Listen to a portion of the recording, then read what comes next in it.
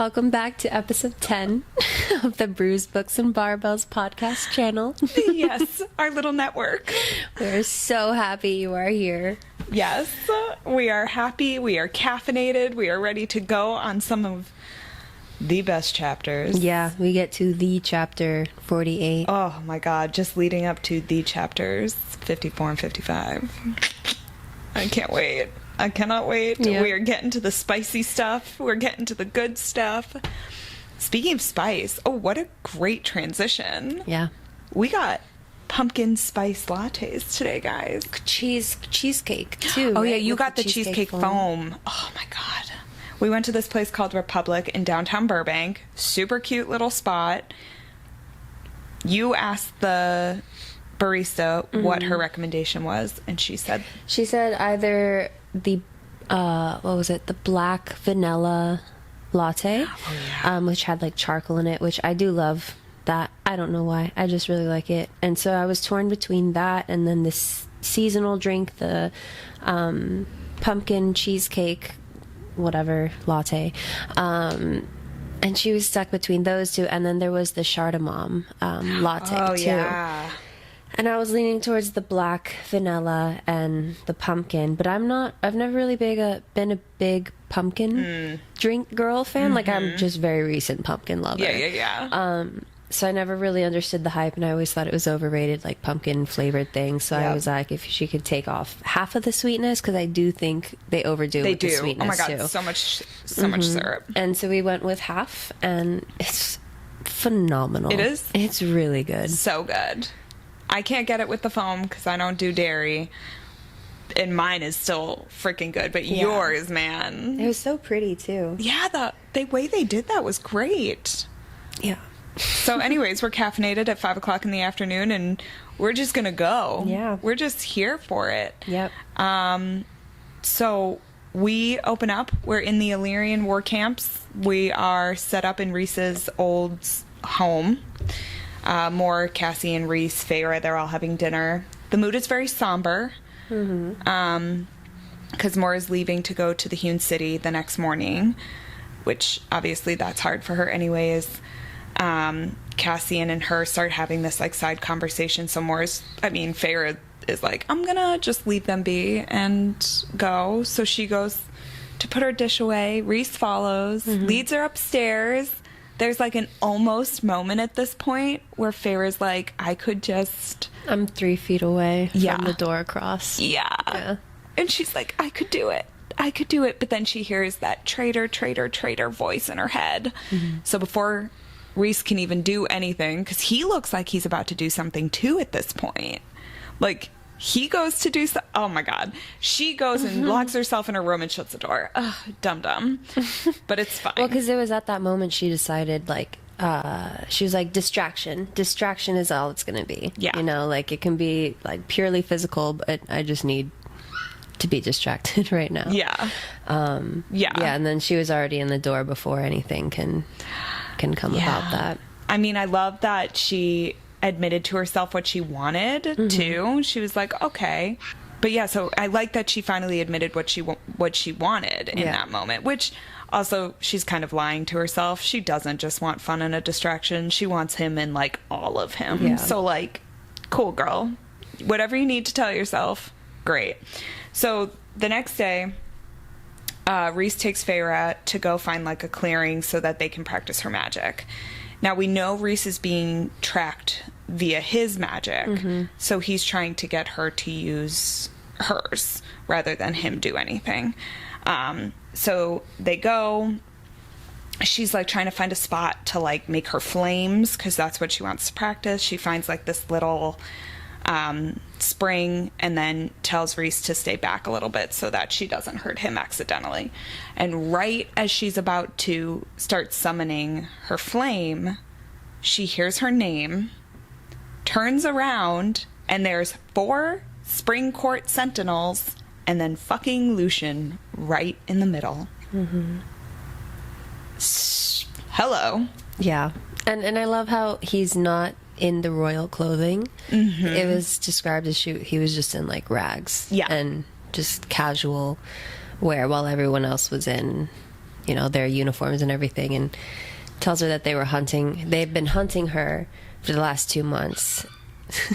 And like, hunting. Yeah. What a word to use. Right. Like, could have been like, looking after, or looking for you. We've been searching for you. No, we've been hunting you. Hunting. Yeah. And even she knows it's like prey. Exactly. Ugh. And she also realizes at this point that Reese is too far away to hear them, so it's really just her and the 4 Sentinels and Lucian. You know, obviously at this point, Lucian is like, he's not himself.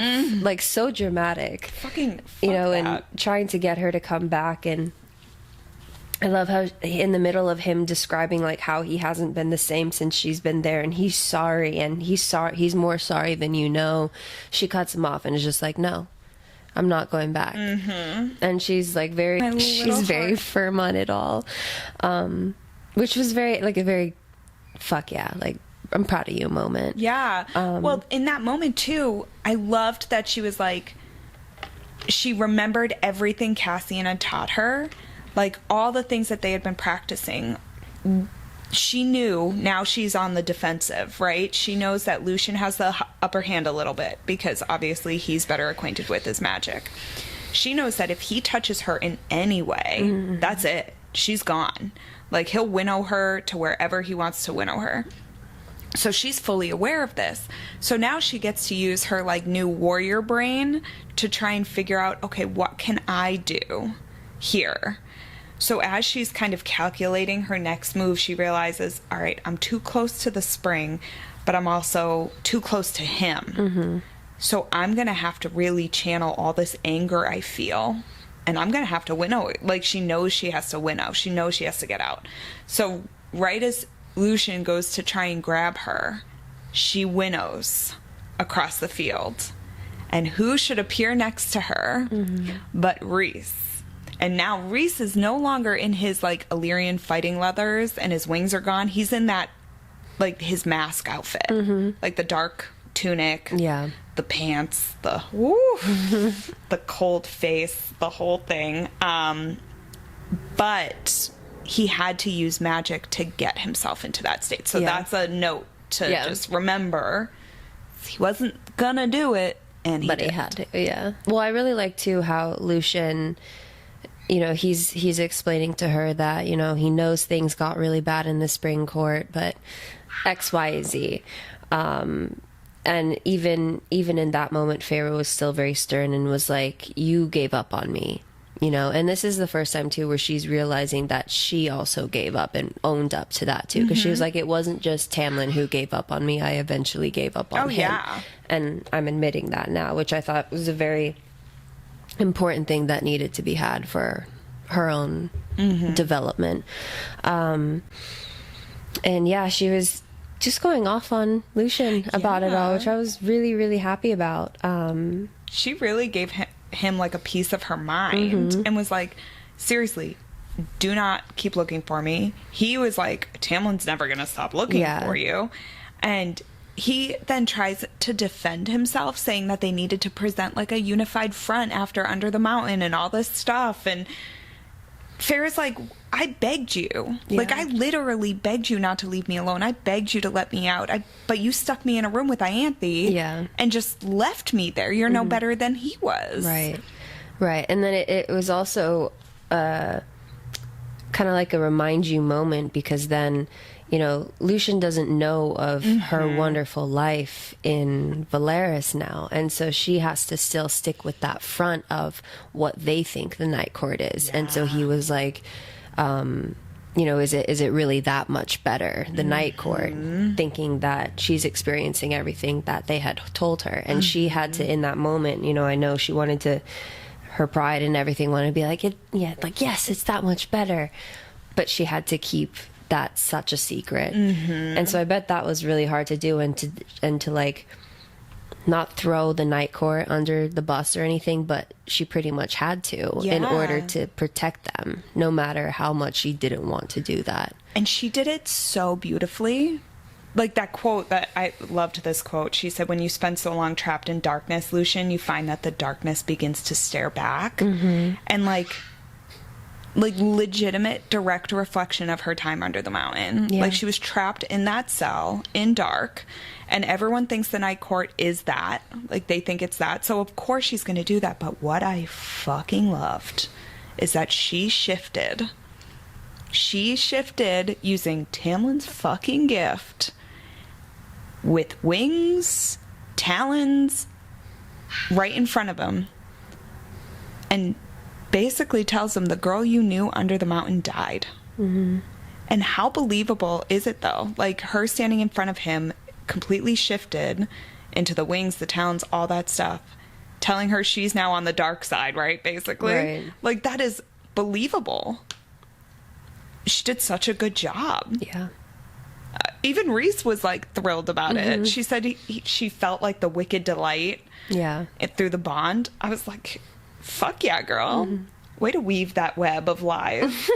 Exactly. But I also love that she said she's not going to spend immortality as a High Lord's pet.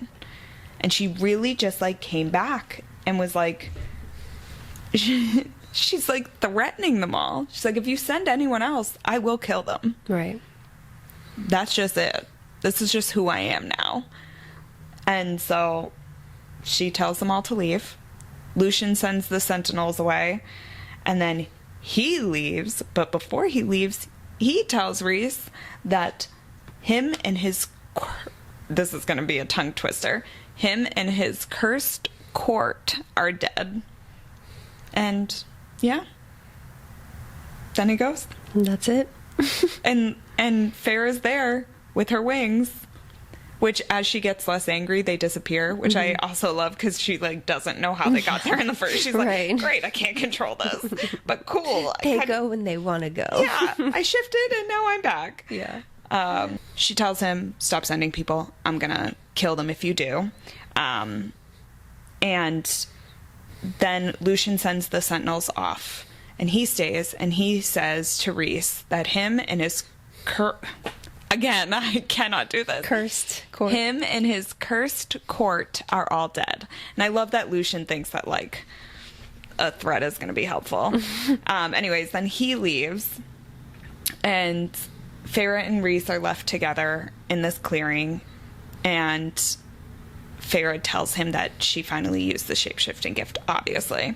And that she gave them what they wanted to see. And... she realizes that she doesn't feel bad about what happened. She doesn't feel anything about what happened. She just feels guilty that she doesn't feel bad for what she said. And also she doesn't feel guilty for wanting Reese, which, to be fair, I would not feel guilty for wanting him either. No, not at all. No. So, yeah, they depart that clearing and go to an inn.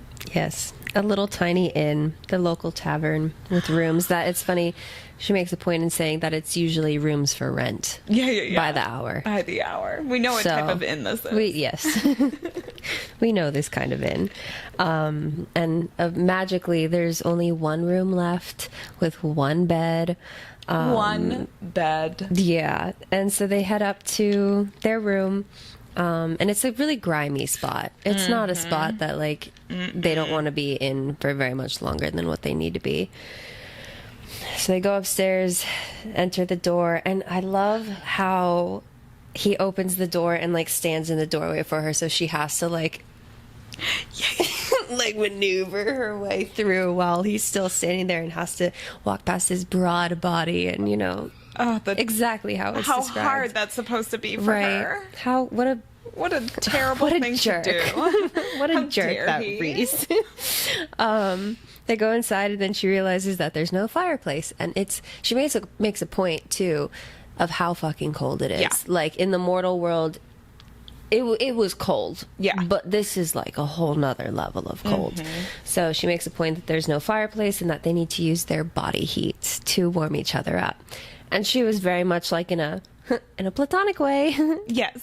Like my sisters Buddy. and I, we shared a bed. So like I'm that's used to exactly this. what It's we'd fine. be doing. Sharing a bed. And it's a tiny ass room. It very much is like an attic room. Half of the room is like slanted over to where Reese had to multiple times duck to not hit his head.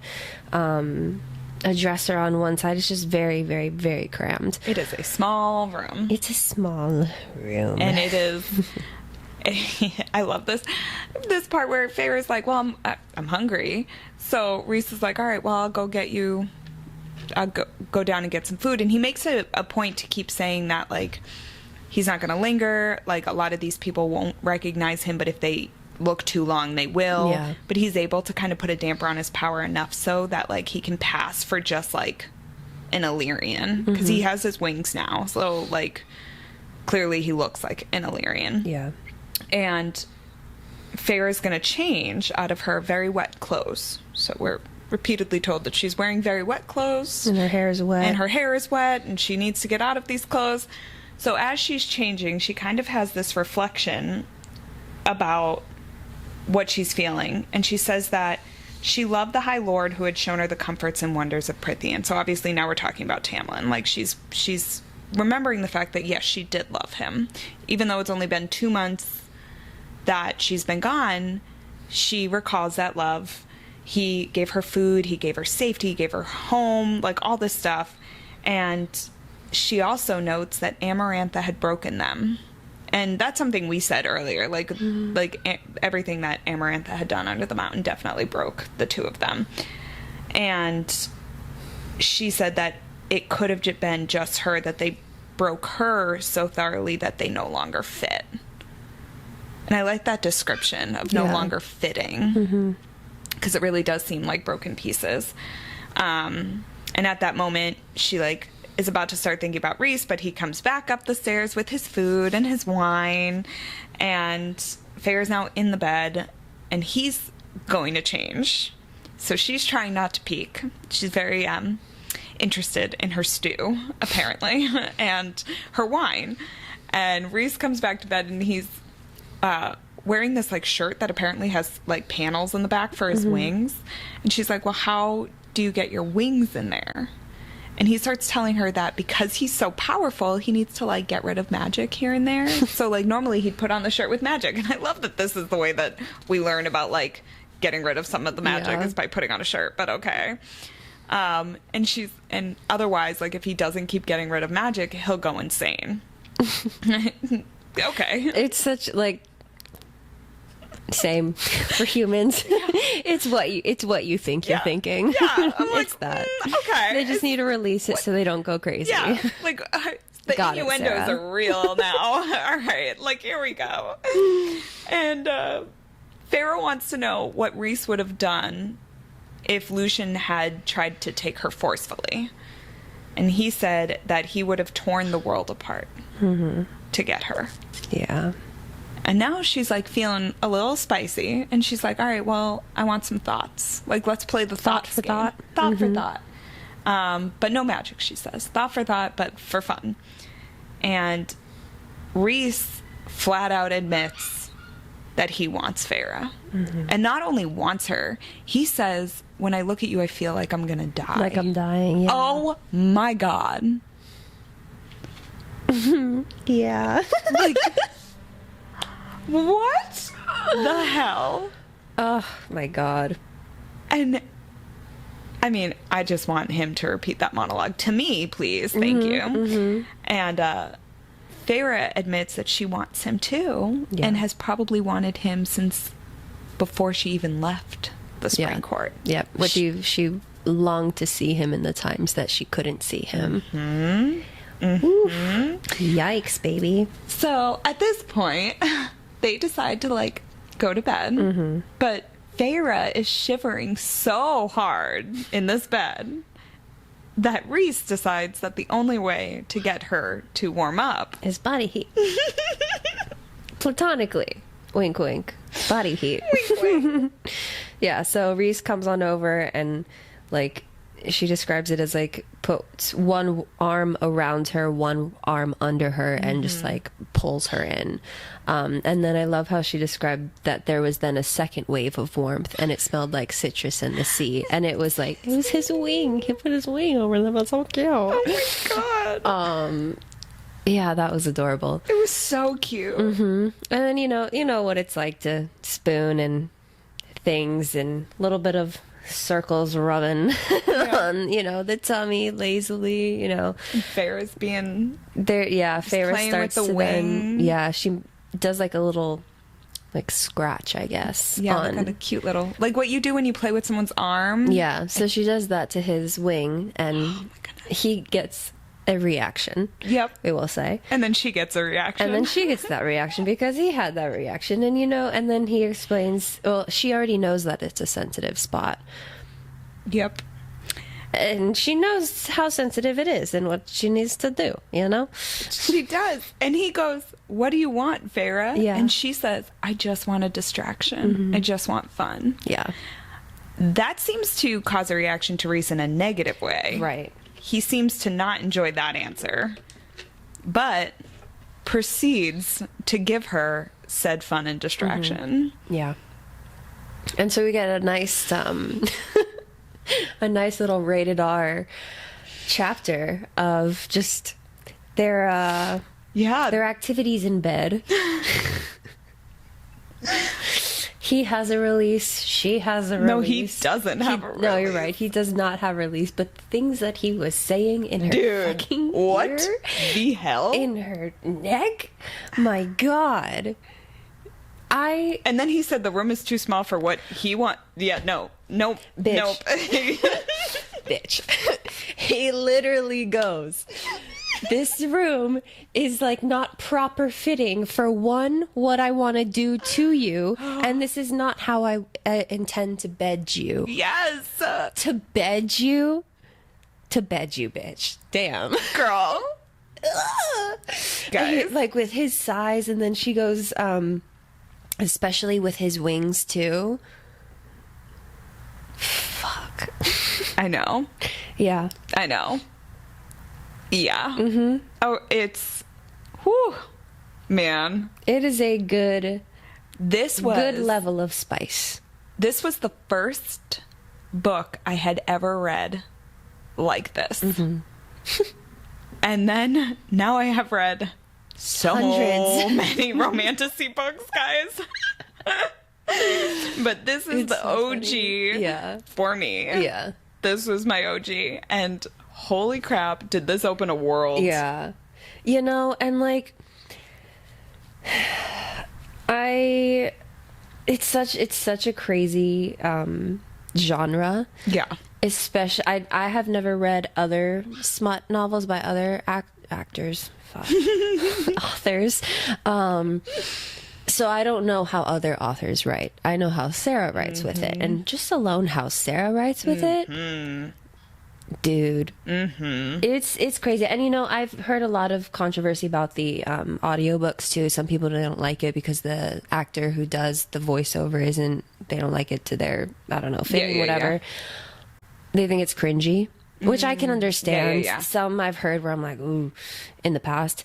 But even the actress who voices over the novels, she says it in a way too, where like you're listening and you're like, oh my God. Well, you sent me that video of you listening to it, girl. Exactly. I was giggling when I was like, I couldn't even look at you. Yeah, I was dude. like, oh my God.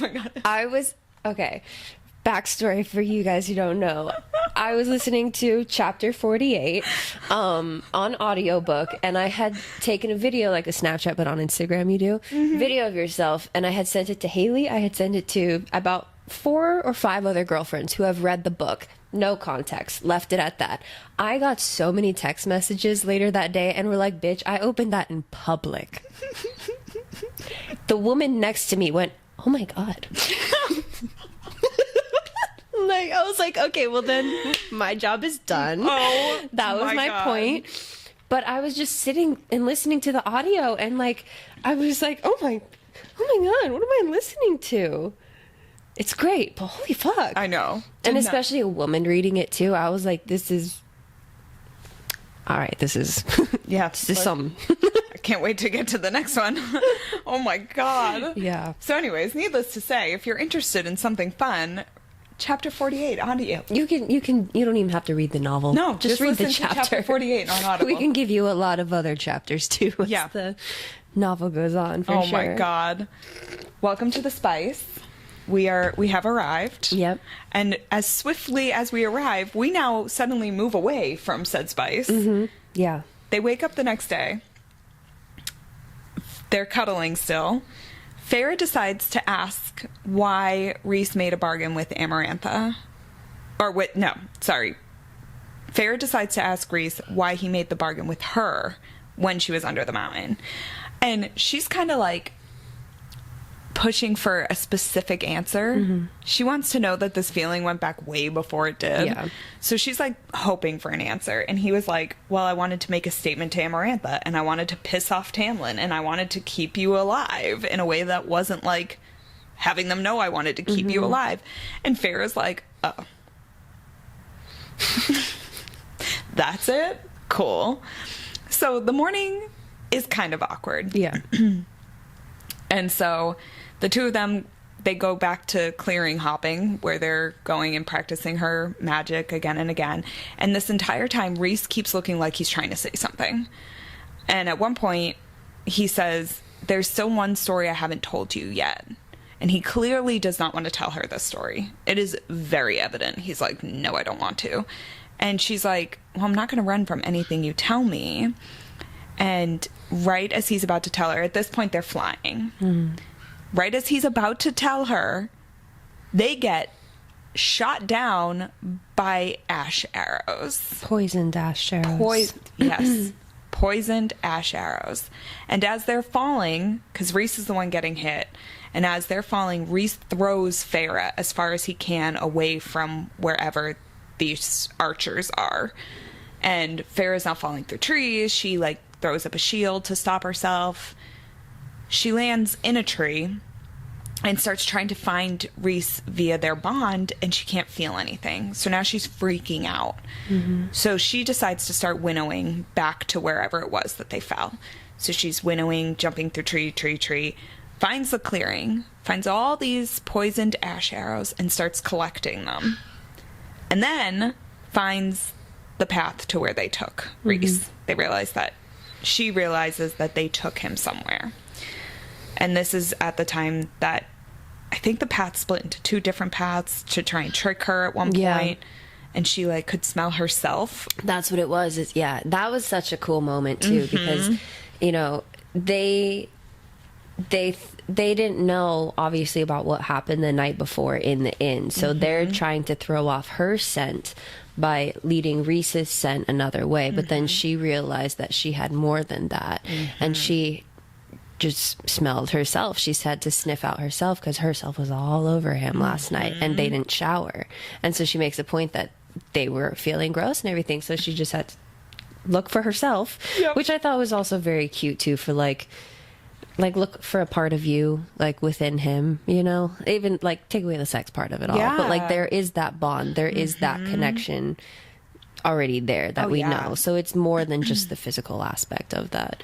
And she ends up doing it and gets to the entrance to where where they're keeping him, and it was just a very cool moment. In that moment when I read it, I was like, oh, nice. Nice. And then you realize that scent becomes such a big thing as this book goes on. Like, we've already realized that scent plays a part. Like, people can smell that Farrah is different, all this stuff.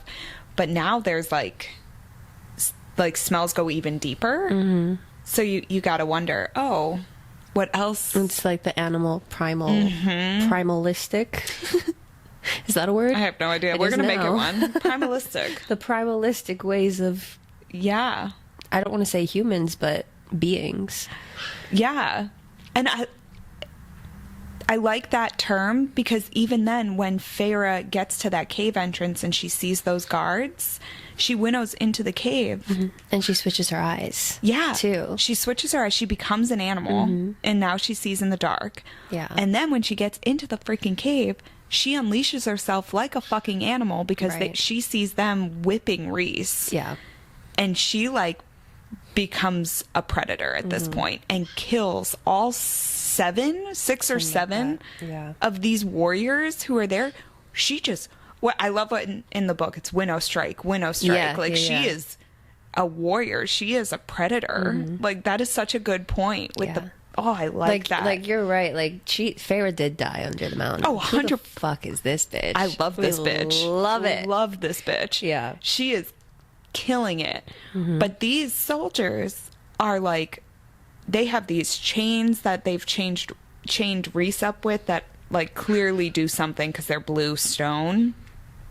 They are whipping him. She describes like his back as a slab of meat, which again, apparently Sarah has something with whipping because Throne of Glass too. Like, okay, but here we are. But man, Feyre unleashed herself on these men, grabbed Rhys, unhooked him. He's got arrows, 7 arrows in his wings. And she's like, winnow us back. And he's like, I can't. So she remembers that she had seen a cave during the day. She winnows them to this cave entrance and now has to start pulling these poisoned ash arrows out of Rhys's wings. Yeah. But she can't necessarily pull them. She has to saw it close to the flesh, pull out from there, because it was where she didn't want to hurt him even more by pulling it out that way, leaving splinters of, you know, the poisoned ash arrow that clearly was not good. Yeah. And yeah, so she starts to do that, starts sawing it off really carefully, and then she's overthinking, am I going too slow? Or if I go too fast, then it'll be sloppy, but if I go too slow, it's more pain for him, you know, and really keeping that in mind. And so she decides to distract him and tell him, you know, we didn't really have a lot of money growing up, but there was one time where Elaine had bought me paints and bought like Nessa something else, but the remaining money we did have, Elaine bought gifts for us. She didn't even have enough to buy anything for herself, and Elaine got me paints. She didn't have enough to buy the whole set, so she gave me red, blue, and yellow for the primary colors, and I used every single drop, like to the last one. She keeps on going. I assume maybe over like 20 to 30 minute time period, you know, of her just sawing off. It's just one after another, but she's continuing that story and says that she would paint little things around the house, which is very sweet, because like that reminded me a lot of my house growing up, because like we had different paintings along, like murals with inside the house. Oh, I love that. So it was really cool. So that was already a very touching moment. And then she explains that there was this dresser, three drawers, one for each of them. She painted flower field for Elaine, fire for Nesta, because she was always angry about something. And then last, there was like a brief pause, or a longer pause, and then she goes, for me, I don't know why, but I painted the stars, sky, clouds, the moon, the stars, darkness. And in that moment, you're like, oh my you knew God. all along, you know? So, like, your heart is just melting into a huge puddle. And it's just like, God damn it, you subconsciously knew. Like, there's no way. There was some the fate for you two, like, you were written to be together. Yeah. And you had to find your way, but you did. And here you are. It was such like I know. Fuck. But I think, no, this is what it was. It was then... Rhys she was quiet before she had said her drawer painting, and Rhys lifts up his head and was like, what was yours? And then that was so cute too, because it was like, oh, you were listening. Yeah. You know, like, so cute. Yeah.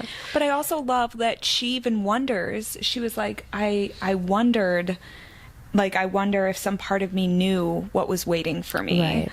And then she's like, I wonder if I was looking for this place for you all, meaning the inner circle, all of them. I think so. Oh, 100%. But also, like, I love that so much.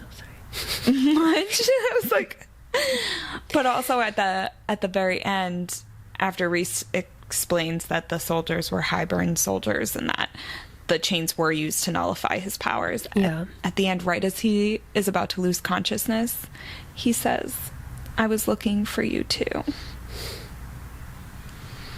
My fucking heart. My heart. And like, I can't. Anyways, we're gonna move on, because there's a reason why this is all making so much sense now. Yeah. But yes, we're so close to it. But Rhys is like So the next day they wake up. He's not healing properly. Clearly something's going on. The poison is like too deep within his body. Farrah doesn't know what it is, so she doesn't know how to help. So instead of like trying to wait around, she decides to go out and do something she has already done before. Hunt down the cereal. The cereal. The cereal. Yeah, we love the cereal. Oh my God, I'm so happy. But yeah, she hunts him down again. Asked, you know, and she's very like to the point, and the cereal even was like, I can't remember exactly what he was saying, but like kind of like cocking his head a certain way and like kind of like tiptoeing over the situation. And she's just like, no, what is the cure for poison ash arrows? And then she was like, or he was like, it's closer than you think, or like it's in these woods somehow. And she's like, stop, what is the answer? Yeah. Like, you know, he explains that the poison is bloodbane and that her blood is the cure, and it's through what High Lord was it? Dawn's Dawn's court, his healing properties. So she's able to heal him. And he was like, just a couple mouthfuls of your blood. Just give him your blood. Okay, so now we're getting into vampire territory, but cool. Right. I'm with it too. I am not here for it. So she needs to give him a few mouthfuls of the blood. She goes to free the cereal. If she wishes to speed up her mate's healing process, then she would have to go find this other flower that will, help with the recovery. And she was like, what? He was like, yeah, just look for this flower. It's alongside the riverbed. She's like, no, what did you say before that? He's like, you didn't know? Oh. And then that's where he gets like more cocky, and his like big ass smile describes like all his like rotting teeth. You see the entire thing. And he goes, you didn't know. You didn't know. And she was like, I didn't know what? And she wants him to say it. Exactly. She wants the cereal to say it, but she also wants to hear it from Reese's own lips. And the cereal says, the High Lord of the Night Court is your mate. And Farrah's like, how long has he known? And the cereal says, for a long time. Yeah. And then he goes to try and tell her, and she goes, no. I want to hear it. I want to hear it from him. Right. But I loved, too, how she was then questioning her own worth with it, and was like, your mates are supposed to be equals. They're supposed to be on your level. You know, Reese is this high, like, powerful high, like the highest or most powerful High Lord in all of Prithian, you know. I'm just a human that was made. And I love his response to her. And it was such like a stop being so fucking hard on yourself, dude. And he was like, what makes you think that you are not his equal? Yeah. Truly. What makes you? He's the most powerful High Lord in all of Prithian, but guess what? You have all 7 High Lord's power within you. Yep. Does that not make you his equal? If not, what does? Seriously. And it was such like a, oh my god. I fucking love the fucking cereal. Yeah. I can't. I loved that he just casually dropped this bomb. He's like her fairy godmother. He really fucking is. He really is. And he knows, I mean, the two of them know. She describes being nervous around him, but fuck that. She's not scared of him. No, like, she's come not. on. You already know he's not going to hurt you. And he loves her in some way. He cares for her, and you can tell, because he only answers when she calls. Yeah. So anyways, huge, major fucking news. This is what we were trying not to spoil early on. But oh my god. So they're mates. They are mates. They're mates. And Farrah is pissed. She is pissed. Which I was getting pissed off at Farrah during this. Because I was like, look, I get it. But also, no shit he didn't tell you, dude. Like, you just got out of a most fucking traumatic relationship. You literally died for him. And he's looking out for you to be like, not right now. Like, we all know, but just like give her a month, give her a break, and then, you know, I want to build this naturally, organically, instead of I'm your mate. Yeah, seriously. You know, I mean, we know how well that goes, right? And don't worry, we'll get there, guys. It does not go well. It doesn't go well. So it's like, I get why you're mad, but also shut up. Yeah. Sarah. Shut up. And dude. like, it did bother me. And like, she goes back to Reese and, excuse me. She goes back to Reese. She has the pink flower. She throws it at him and says, chew this. He does. She takes something, slices her arm, forces him to drink a few mouthfuls of her blood, and goes, how long have you known? Mm-hmm. And he's like, what? She's like, how long have you known that we're mates? And he is just shell-shocked. Yeah. Dude is like, you caught the cereal. And he immediately knows that that's what happened, which I love that he knew that, because I'm like, is that the only creature that would know something like that? Yeah. And she says, I'm not going to let you ask any questions. You just need to answer mine. Which, okay, fine. But she says, how long have you known? And he says, I've suspected for a while, but I didn't know for sure until Amarantha killed you under the mountain. And then when we went to go say goodbye, I felt it snap into place. And she asks if anyone else knows. She says, Moore and Amryn know, and Cass and Az suspect. And now this is where she was like, what? Like, why wouldn't you tell me? And he was like, well, I was hoping, like, that you'd figure it out. Like, maybe when we slept together, you would feel it, or something like that. Yeah. And he was like, you were in love with Tamlin. You planned a whole wedding with Tamlin. You were going to marry the guy. Like, I'm not going to sit there and do that. And then when you left him, you were a shell of a human, basically. Like, how was I going to... It didn't feel right to tell you then. And plus, you just told me all you wanted was fun and that you didn't want to deal with the mess, quote unquote, which she fucking said to him. Yeah, and she realizes how heavy of a hit that was. That was an asshole thing to say. Yeah. And like, now he clearly is upset about it, but she goes on about like, you promised no secrets, you promised no games. That pissed me off, because he's not playing a game. Yeah. Like, this was not a fucking game. He had every right not to tell her, because everything he said was correct. Would she have even fucking listened if he said that? Or what would she have done if he had flat out told her? She wouldn't have wanted it at that time. Yeah, it's I mean, it's annoying. It's so annoying. And she's like, well, I don't care about your excuses. I don't want to hear them. Like, you don't know what's best for me. You just assume you do. And then all pissy, she's like, take me back to the fucking... Yeah, to the Aurelian camp. And so, but it is also like kind of shitty too, because like she made, like, he's still injured. He's recovering, but he's still injured. And she's like, take us back right now. And so he has to winnow them. It's described like he like slams on the mud in the camp, and she just runs like off storming. Cassian assessed her, saw that she wasn't hurt, but saw Reese behind her, ran to him, but Moore was the one who saw her face. And Feyre just went up to Moore and was like, get me out of here. Yeah. I don't care where, get me out of here. And so that's where we that's where we end off, is we learn that they're mates. Maybe not the reaction we wanted, but of course the reaction that has to happen. I mean, fine. Farrah, fine. Just fucking... You got your man, okay? Seriously, you got all of our men. Like, he is all of our man. Like, we want him. Yeah. So if you're not going to take him... If you're going to complain... Yes, I'll happily... I will happily carry this burden of having Reese as such my a mate. mess. It is. Such a mess. I will accept that mess. Ay. Oh my god. Yeah.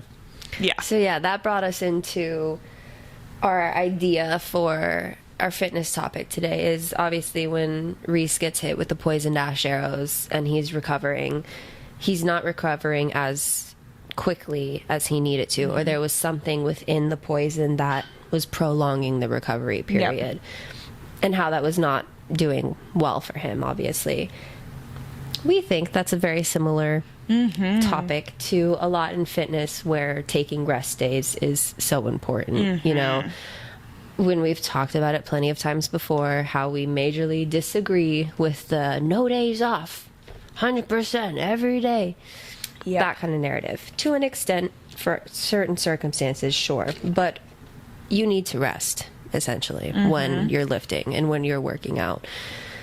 I like to have myself 2 to 3 rest days. I honestly sometimes take 4 rest days a week, and the rest is just, lifting heavy. It's more volume within the workout, so it does take a little bit longer, but that's less days for me. And I tell my clients the same thing where, if we're in the gym, what you're doing is you're breaking up that muscle. You're pulling the muscle fibers apart, and we're literally tearing them. Exactly. How can we expect to, if our goal is to gain muscle or even gain strength, how can we expect our muscles to recover from that damage we did do it if we don't allow it that time to recover? So, then that goes into me asking you, how do you tell your clients, or what is your experience with resting properly or not resting properly?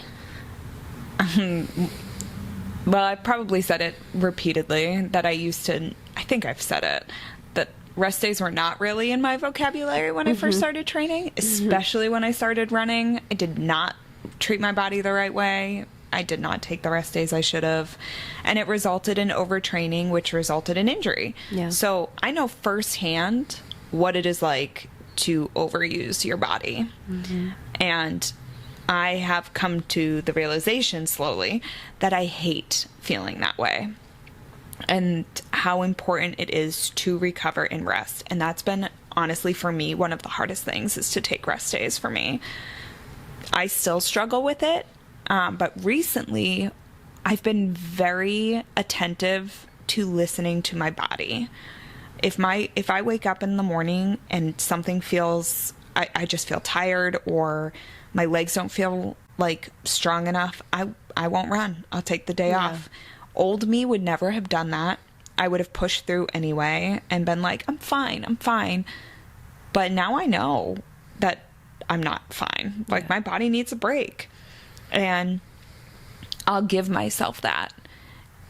And that took a lot of time and also a lot of practice. I think rest days take practice too. And that's why I tell my clients, I'm like, cool, when you're starting, go by feel. If you feel like, hey, this day you want to go for a walk, like you see me how many days a week, but then you want to go for a walk one day.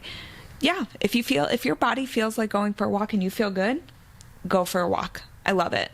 But if you wake up and your body's like, oh my God, I'm so tired today, take the day off. It is not going to derail anything. In fact, it's for the best. Yeah. And especially the question I get all the time is, well, what if I go on vacation, and I can't work out for X amount of days? Then enjoy your vacation. Yes. Oh my God. Answer is simple. Every time I get back from a trip where I can only run or walk, or even the ones that I can't run or walk on, I feel so much better going into the gym the next week because my body is rested and recovered.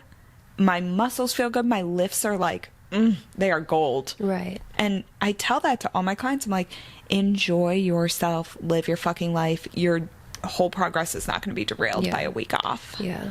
Also, too, when you go on vacation, majority of the time, you're moving around. You're doing things. You're walking a lot. You go to Europe, you walk a lot. Oh my God, yeah. Or another thing that I hear a lot often is oh, I went on vacation, I went to Europe and I lost X amount of pounds, but then I came back and I gained it so quickly. There's quite a few factors within that. When you're on vacation, you're not being a couch potato. Yeah. 90% of the time. I love being a couch potato. Oh my God, I think everyone should be a couch potato. Do goddamn nothing at least 2 to 3 times a week. Yeah. Right? I love it. Yeah, so when you're going on vacation, it's not like you're not doing anything. All those steps that you're doing at Disney World or going to see the Leaning Tower of Pisa, that doesn't count.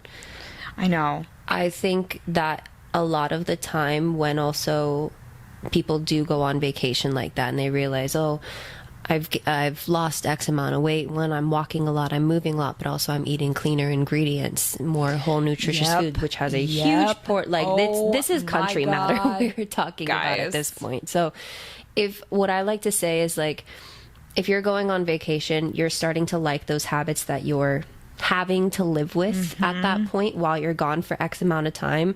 More walks, wholer, nutritious food.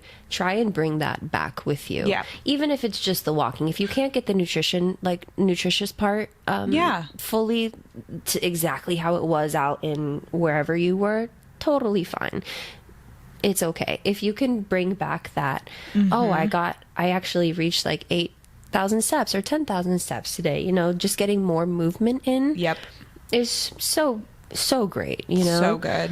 But yeah, it's, and also too, what I have recently also kind of learned to be a true rest day is not your, okay, I lifted Monday, Wednesday, Friday, my rest days are Tuesday, Thursday, but I'm going to do Pilates or I'm going to go on a hike that day.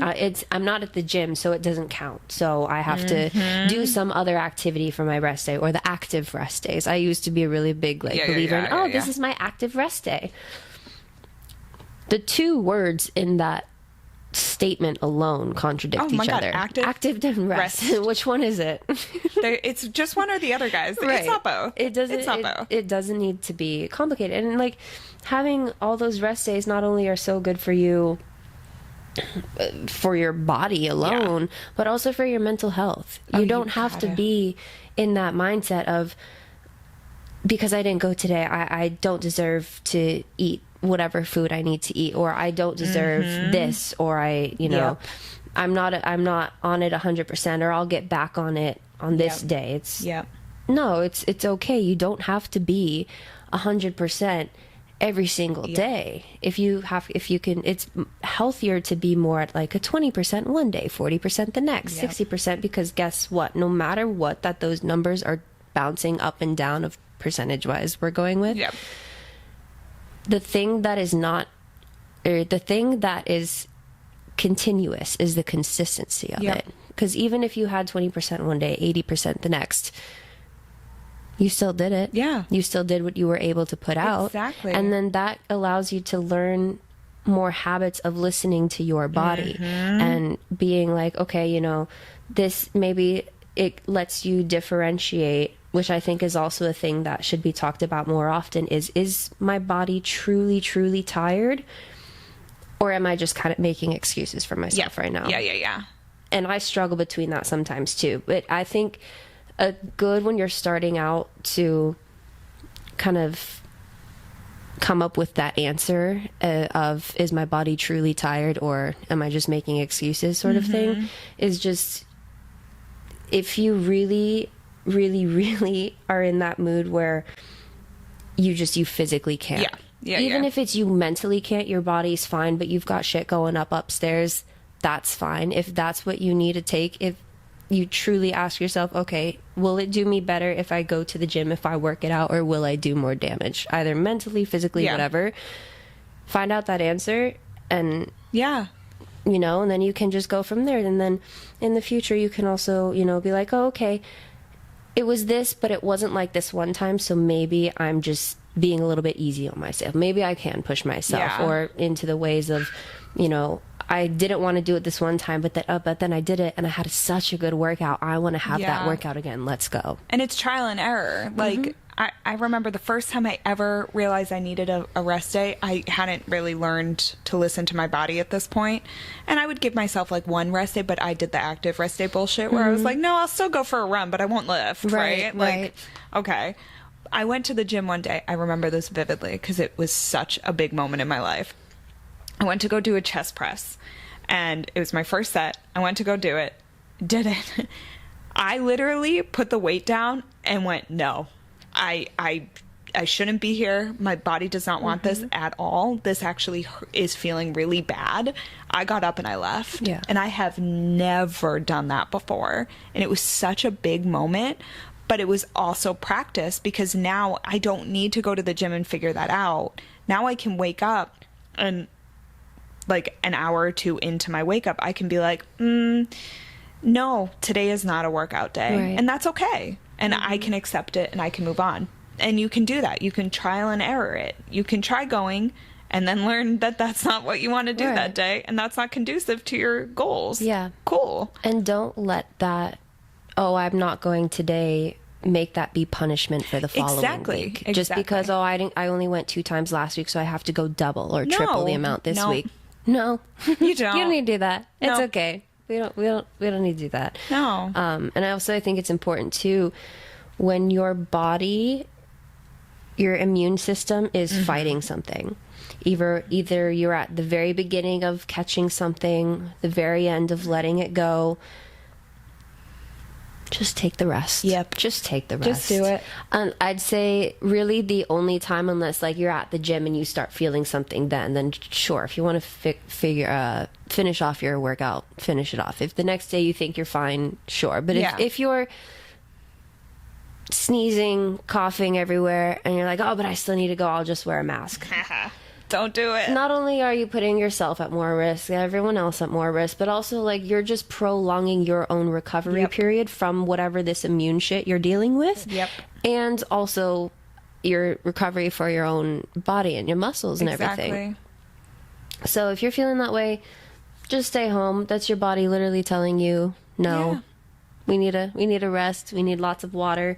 And the more you ignore it, the more it'll keep telling you no. So really, really listen. Yeah. And really learn to listen, because your body will let you know one way or another. And the other thing too is like when you're coming off of a sickness and you're going back into working out, let's say you had COVID, let's say you have the summer cold that's going around, ease into it. Just because you miss anywhere from 1 to 3 weeks or however, whatever your sickness is, if you're dealing with that period, you don't need to, because I haven't been in the gym, I need to hit it hard right off the bat.